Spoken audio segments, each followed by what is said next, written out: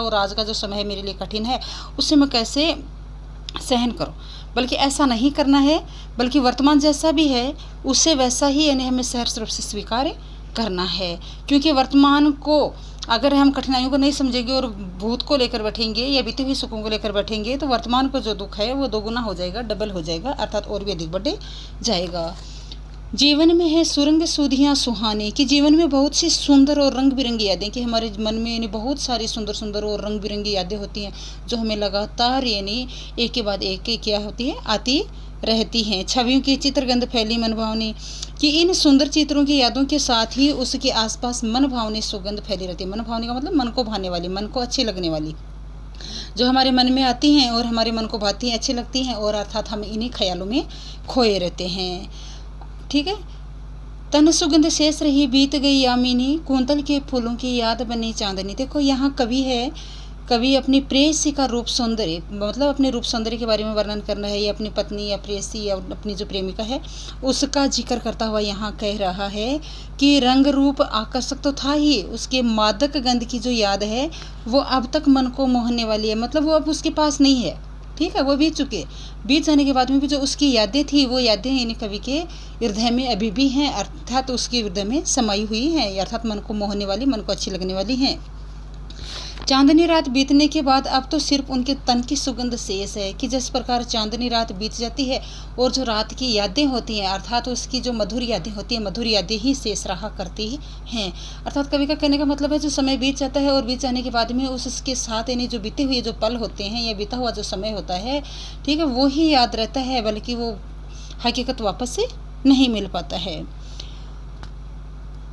देखो, कुंतल के फूलों की याद बनी चांदनी, कि उसकी प्रेयसी के बालों में लगे हुए फूलों की जो मधुर यादें हैं वो शेष हैं, शेष का मतलब बची हुई हैं, अर्थात सुखद समय तो बीत गया है पर उसकी यादें भी शेष रह गई, कि सुख देने वाला जो समय था वो तो बीत गया है और उसकी यादें हैं वो अभी बची हुई हैं, और उन सुखद पलों को एक भूल सी हर पल यानी उसे सजीव बना देती है। मतलब एक भूल सी सुखद पलों की मतलब हर पल जब भी उसको याद आती है और याद आती है तो यानी ऐसा लगता है कि वो प्रेयसी उसके नज़दीक ही है, ठीक है, अर्थात उन यानी बीते हुए पलों को एक बार यानी ताज़ा बना देती है।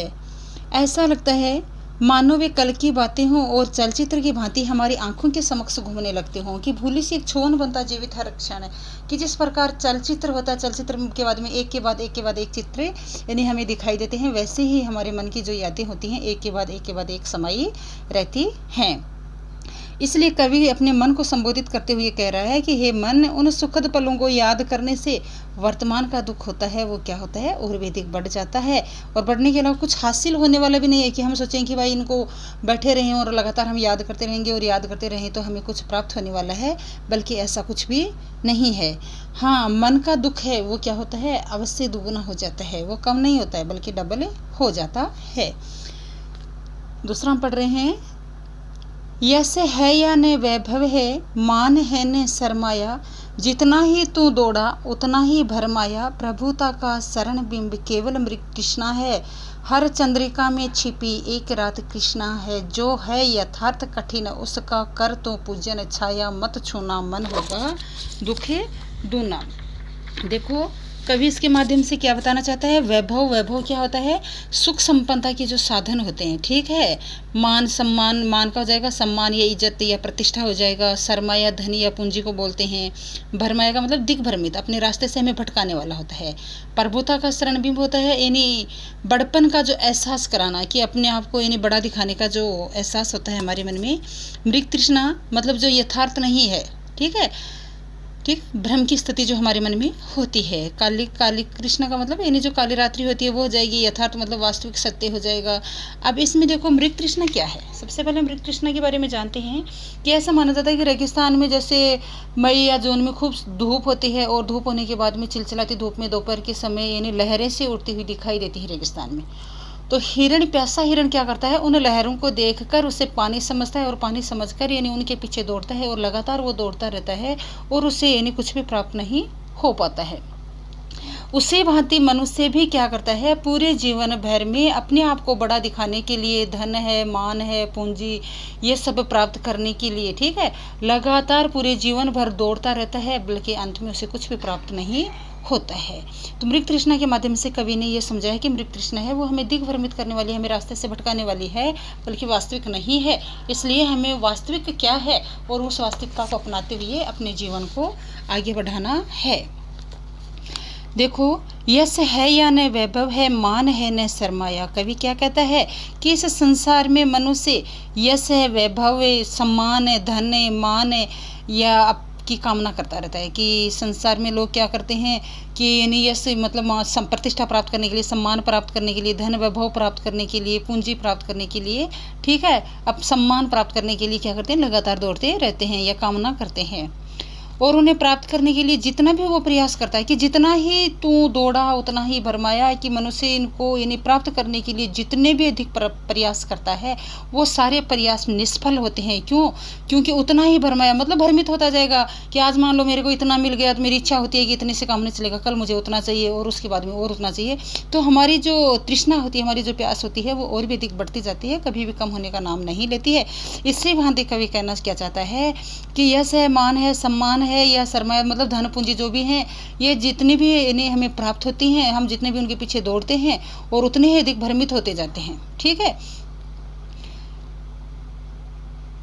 उतना ही भ्रमित होता रहता है। बड़पन की अनुभूति मृग मृचिका के समान है। देखो, प्रभुता का शरण बिंब केवल मृग तृष्णा। प्रभुता क्या बोलते हैं? बड़पन का जो एहसास होता है वो मृग तृष्णा के समान है। मृग तृष्णा के समान कैसे? जो हमें भटकाने के लिए विवश करती रहती है। जिस प्रकार यानी जो चिलचिलाती धूप में यानी पानी की जो लहरें उड़ती हुई यानी मृग मतलब हिरण को क्या करती हैं, यानी अपनी ओर आकर्षित करती हैं, उसी प्रकार धन वैभव मान सम्मान ये है मनुष्य को अपनी ओर आकर्षित करता है और मनुष्य लगातार उनके पीछे दौड़ता रहता है, अर्थात उनके पीछे भटकता रहता है। ठीक है, हर चंद्रिका में छिपी रात कृष्णा है, जो है यथार्थ कठिन उसका कर तो पूजन, छाया मत छूना मन होगा दुख दूना। देखो, कवि के अनुसार चांदनी रात के बाद काली रात का आगमन होता है। देखो, एक महीने में 30 दिन होते हैं, देसी महीनों में। उस 30 में जैसे प्रथम होते हैं, जैसे मान लो अमावस्या है, अमावस्या से लेकर यानी पूर्णिमा तक यानी चांदनी रातें होती हैं। ठीक है, जिसे शुक्ल पक्ष कहा जाता है। और पूर्णिमा से लेकर फिर अमावस्या तक 15 दिन जो होते हैं उसे कृष्ण पक्ष कहा जाता है, जिन्हें काली रातें कहा जाता है। तो जो कृष्ण पक्ष है वो यानी कष्ट का यानी दुख का प्रतीक माना गया है, कठिनाइयों का प्रतीक माना गया है, जबकि शुक्ल पक्ष है वो सुख का प्रतीक माना गया, संपन्नता का प्रतीक माना गया शुक्ल पक्ष।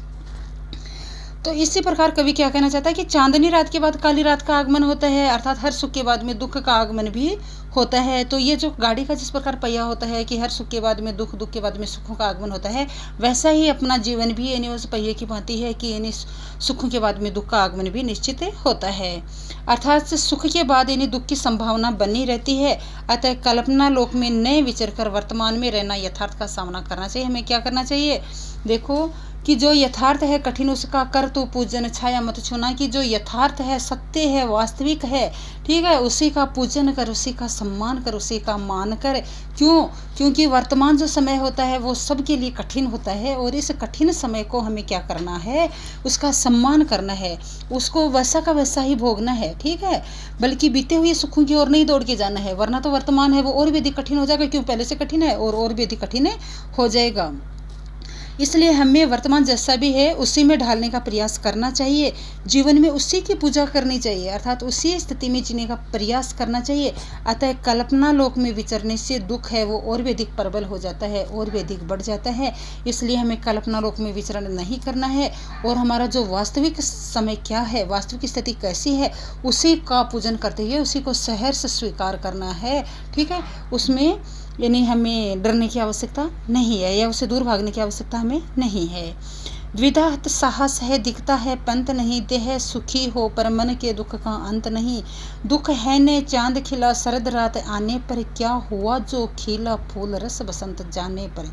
जो न मिला भूल उसे कर तो भविष्य वर्ण, छाया मत छूना मन होगा दुखी दुना। देखो, इस जो काव्य के माध्यम से कवि ने कितनी अच्छी बात बताई है कि द्विधा साहस, कि साहस होते हुए भी अगर द्विधाग्रस्त है, द्विधा मतलब क्या होती है कि हमारे मन में असमंजस की स्थिति होती है। ठीक है, कि मैं ये कार्य करूं या नहीं करूं, तो वो असमंजस की स्थिति होती है, उससे क्या होता है, हत का होता है नष्ट करता है, साहस का मतलब हिम्मत को, कि जो दुविधा की स्थिति होती है उससे हमारा साहस होता है वो नष्ट हो जाता है, दिखता है पंथ नहीं कि हमें आगे मार्ग में कौन सा रास्ता अपनाना है, अपना लक्ष्य क्या है, वो लक्ष्य हमें दिखाई नहीं देता है, कि हमें किस रास्ते पर चलना है वो हमें दिखाई नहीं देता है।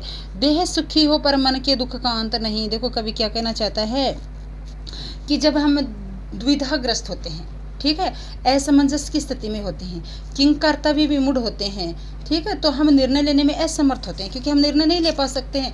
कैसे नहीं लेते हैं कि हम ये सोचते हैं कि मैं ये कार्य करूं या वो कार्य करूं, मुझे ये सब्जेक्ट चुनना है या वो सब्जेक्ट चुनना है, ठीक है, तो हम यानी चुनने में अपनी दुविधा में होते हैं, तो हमारा जो साहस होता है वो नष्ट हो जाता है।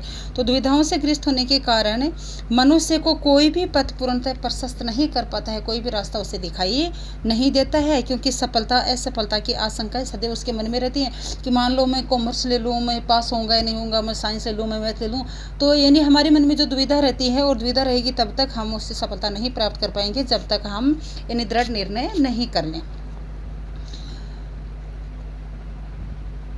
देह सुखी हो पर मन के दुख का अंत नहीं, दुख है न चांद खिला शरद रात आने पर, क्या हुआ जो खिला फूल रस बसंत जाने पर। देखो कितनी अच्छी बात बताई है कि ऐसा व्यक्ति भले शारीरिक सुख से सुखी हो, कि शारीरिक मतलब शरीर से सुखी हो, स्वस्थ हो, किंतु मानसिक रूप से वो हमेशा क्या रहता है, अस्वस्थ रहता है। कि देह सुखी हो, देह का मतलब शरीर से सुखी है वो, लेकिन उसका मन से क्या है, वो दुखी है, क्योंकि मन में वो बहुत कुछ प्राप्त करना चाहता है, वो उससे मिल नहीं पा रहा है।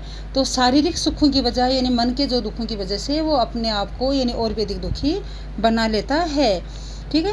मन में ऊहापोह की स्थिति बने रहने के कारण मन से दुखी रहता है। ऊहापोह क्या होता है कि यानी वो ही यानी असमंजस की स्थिति बने रहने के कारण वो मन से हमेशा क्या रहता है, दुखी रहता है, शारीरिक सुख होने के बावजूद भी। मानव को उस समय और अधिक दुख होता है जब यानी शरद रात में चांद की चांदनी नहीं छिटकी, अर्थात सुख के अवसर होने पर यानी सुख से वंचित रह गया। कहने का मतलब क्या है, दुख है न चांद खिला शरद रात आने पर, कि जब शरद रात आती है, शरद पूर्णिमा की रात्रि आती है, उस दिन चंद्रमा की जो चांदनी होती है वो यानी हमारे तक नहीं पहुंच पाती है, या उस दिन यानी चांदनी प्राप्त नहीं होती है, चांदनी नहीं छिटकती है। अर्थात कवि कहना क्या चाहता है कि जिस समय पर हमें जिन सुखों की आवश्यकता थी उस समय हमें वो सुख प्राप्त नहीं होते हैं, और वही सुख अगर बाद में प्राप्त होते हैं तो उनका उतना कोई मूल्य, उतना कोई मोल नहीं रह जाता है।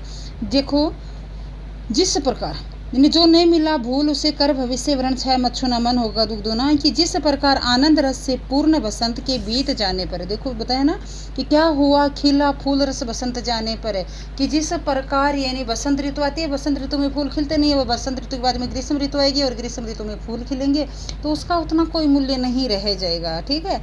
तो वो हमें उतनी प्रसन्नता नहीं दे सकते हैं जितनी उसकी समय के अनुसार हमें सफलता मिलती है। कि जिस समय बसंत ऋतु में फूल खिलते तो हमें यानी प्रसन्नता प्राप्त होती, उतनी प्रसन्नता हमें यानी ग्रीष्म ऋतु में खिलने पर नहीं प्राप्त होती है।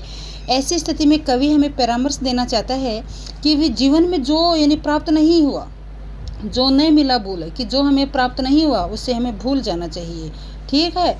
और भूल कर भी हमें क्या करना है, भविष्य के निर्माण का प्रयत्न करना चाहिए। देख कर तो भविष्य वर्ण, वर्ण का मतलब चुनाव करें कि हमें भविष्य में क्या करना है, हमारा लक्ष्य क्या है, ठीक है, भविष्य में हमें क्या बनना है, उसके पीछे ही हमें क्या करना है, उसी का चुनाव करना है। यह भविष्य के निर्माण का प्रयत्न हमें करना चाहिए, क्योंकि अतीत की जो स्मृतियाँ होती हैं, बीते हुए जो सुख होते हैं वो क्या होते हैं, यानी मन को दुख को दोगुने करने वाले होते हैं। इसलिए स्मृतियों को लेकर कल्पना लोक में विचरने से हमारा जो दुख है वो और भी अधिक बढ़ जाता है। इसलिए कवि यानी अंत में यही कहना चाहता है कि बीते हुए सुखों को याद नहीं करके वर्तमान जैसा भी है उसे भोगना है, और भविष्य में हमें क्या करना है उसका वर्ण, उसका चुनाव हमें करना है, ठीक है, ताकि अपना जीवन सफल हो सके। धन्यवाद।